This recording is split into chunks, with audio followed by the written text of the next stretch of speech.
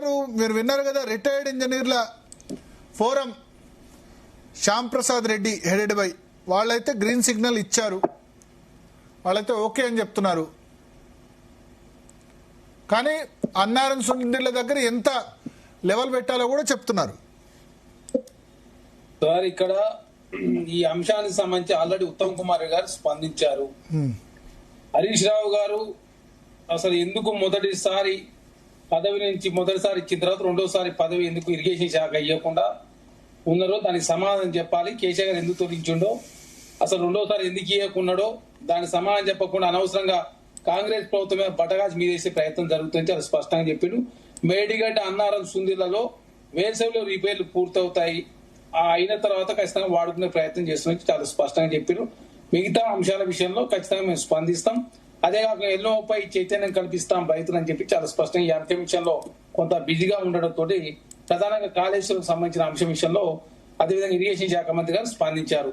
అదే కాకుండా గతంలో కూడా ఏదైతే మేడిగడ్డ దగ్గర కావచ్చు, మేడిగడ్డ అన్నారం సుందర కావచ్చు, కాళేశ్వరం ప్రాజెక్టు ముందు తుమ్మిడి దగ్గర అంశానికి సంబంధించి గతంలోనే నిపుణుల కమిటీ రిపోర్ట్ ఇచ్చిన రిపోర్టు తొక్కిపెట్టిన పరిస్థితి కూడా మనం చూసినాం.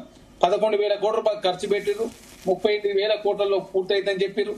అయినా 25,000 కోట్ల రూపాయలతో పూర్తయ్యాల్సిన ప్రాజెక్ట్ ని 80,000 కోట్ల రూపాయలు ఖర్చు పెట్టి దాదాపు 38,000 కోట్ల రూపాయలు రాష్ట్ర ప్రభుత్వం కాంగ్రెస్ ప్రభుత్వం అధికారంలోకి వచ్చిన తర్వాత అప్పు కొట్టి ఇన్స్టాల్మెంట్ చెల్లించింది. కరెంటు బిల్లే 10,000 కోట్ల రూపాయలు వచ్చింది. 50 టీఎంసీలు మాత్రం ఎత్తిపోసిన పరిస్థితి మనం చూస్తా ఉన్నాం.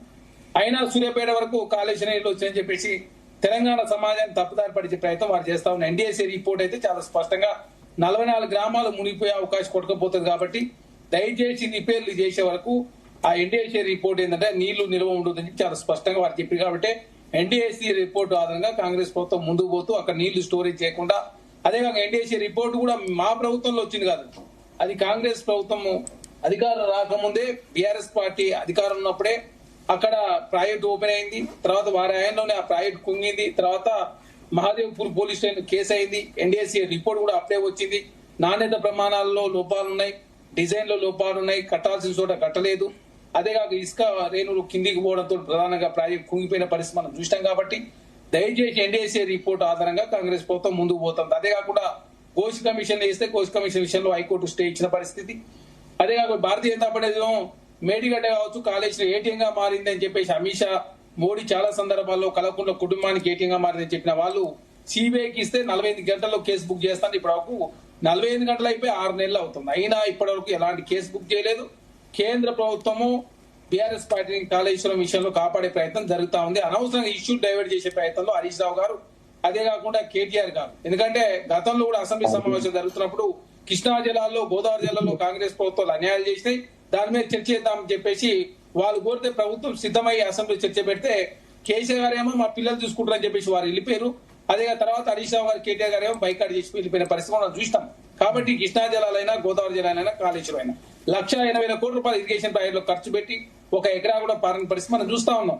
అది కాళేశ్వరం సంబంధించి 80,000 కోట్లు కావచ్చు, మిగతా రాష్ట్ర వ్యాప్తంగా సమ్మక్క సారక్ కావచ్చు, సీతారామ ప్రాజెక్ట్ కావచ్చు, పాలమూరు రంగారెడ్డి కావచ్చు, కలవకుర్తి ఎత్తిపోతల కావచ్చు, అదే కాకుండా వారి ఆయన కట్టిన ప్రాజెక్ట్ ఏది కూడా పనిచేయని పరిస్థితి మనం చూస్తా ఉన్నాం.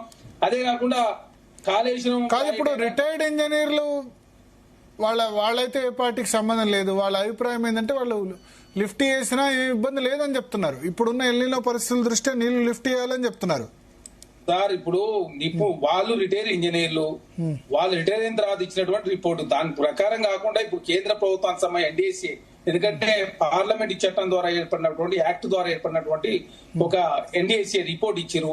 దాని తర్వాత తెలంగాణ రాష్ట్రంలో ఉన్నటువంటి ప్రభుత్వ ఇంజనీర్లు ఉంటారు, వాళ్ళ అభిప్రాయం కూడా తీసుకొని ప్రభుత్వం ఖచ్చితంగా అట్లాంటి నేనే లిఫ్ట్ చేయాల్సి వస్తే రాష్ట్ర ప్రభుత్వం తగు చర్యలు తీసుకుంటారు. అనవసరంగా గతంలో జరిగినటువంటి పొరపాట్లు జరగొద్దు, ప్రజాధనం వృధా కావద్దని చెప్పి ప్రభుత్వం భావిస్తుంది. ఎందుకంటే వాళ్ళే కాళేశ్వరరావుగా నామకరణం చేసుకున్నారు. మేమే కథ క్రియ నా శ్రమంతా ఓడేసి నేను కాళేశ్వరం గట్టినే చెప్పి కేసీఆర్ గారు చాలా సందర్భం ప్రచారం చేసుకున్నారు. 80,000 బుక్స్ చదివినాం, నా మేధోశక్తినంతా ఉపయోగించి కాళేశ్వరాన్ని, గోదావరి నీళ్లు తెలంగాణ రాష్ట్ర సమాజానికి, తెలంగాణ మొత్తం బీడుమైనటువంటి మూలకు నీళ్లు మళ్లిస్తున్నది పెద్ద ఎత్తున ప్రచారం చేసుకున్నారు. కట్టిన 3 సంవత్సరాలే మొత్తం ప్రాజెక్టు కుంగింది, కూలిన పరిస్థితి మనం చూస్తా ఉన్నాం. అదే కాకుండా బ్యారేజ్లో అత్యధికంగా నీళ్లు స్టోరేజ్ ఉండడంతో ప్రధానంగా అక్కడ బ్యారేజ్ కుంగిపోయిన పరిస్థితి మనం చూస్తా ఉన్నాం. కాబట్టి నిపుణుల సలహా సూచన మేరకు ప్రభుత్వం ముందుకు పోతా ఉంది. కేసీఆర్ గారు కట్టిన సెక్రటరీ కాంగ్రెస్ ప్రభుత్వాలు ఉపయోగించుకుంటా ఉన్నాయి. ప్రగతి భవన్ ను కాంగ్రెస్ ప్రభుత్వాలు ఉపయోగించుకుంటాయి. నేనే కాళేశ్వరం నేనే ఉపయోగంలోకి వచ్చే అవకాశం ఖచ్చితంగా ఒప్పించుకునే ప్రయత్నం చేస్తారు. ప్రజాధనాన్ని వృధా చేసే ఉద్దేశం లేదు. 11.5% అత్యధిక వడ్డీ రేట్లు తీసుకొస్తే దాన్ని 7.5% తక్కువ చేసుకుని తెలంగాణ రాష్ట్రంలో కాంగ్రెస్ ప్రభుత్వాలు ముందుకు పోతా ఉన్నాయి. కాబట్టి ఖచ్చితంగా కాళేశ్వరం అంశం విషయంలో నిపుణుల సలహా సూచన మేరకు మాత్రమే ముందుకు పోతాం. కేసీఆర్ లాగా కాంగ్రెస్ ప్రభుత్వం వ్యవహరించే ఉద్దేశం కాంగ్రెస్ ప్రభుత్వం లేదు. ఖచ్చితంగా నిపుణులు ఖచ్చితంగా దాన్ని వాడుకోవాలని చెప్పేసి ప్రభుత్వ ఇంజనీర్లు చెప్పినట్లయితే ఖచ్చితంగా దాని మీద కూడా, ఎందుకంటే రిటైర్ అయినటువంటి ఇంజనీర్లు వాళ్ళు ఈ రోజు ఓ సలహా సూచన ఇచ్చారు కాబట్టి దాని మీద కూడా ఫర్దర్ గా ముందుకు పోయే ప్రయత్నంలో ప్రభుత్వం ముందుకు పోతుంది. దానే ప్రభుత్వ ఇంజనీర్లు కావచ్చు ఇంకా నిపుణులు కూడా ఖచ్చితంగా కాళేశ్వరం వాటర్ వాడుకోవచ్చు అని చెప్తే ఖచ్చితంగా కన్నెపల్లి దగ్గర అదేవిధంగా లిఫ్ట్ చేయడానికి కూడా రాష్ట్ర ప్రభుత్వం సిద్ధమవుతుంది. కాబట్టి అనవసరంగా దీన్ని రాజకీయం చేసే ప్రయత్నంలో బీఆర్ఎస్ పార్టీ ముందుకు పోతా ఉంది. కాంగ్రెస్ ప్రభుత్వం తెలంగాణ రాష్ట్రంలో ఖచ్చితంగా ఏ ప్రాజెక్ట్ అయినా కావచ్చు ఏదైనా కూడా ప్రజల సంపద సంబంధించిన అంశం విషయంలో ఎక్కడ కూడా తాత్సారం చేయకుండా ప్రతిదీ ఉపయోగించుకునే ప్రయత్నంలో ముందుకు పోతాం. ఎస్ విజయ్ గారు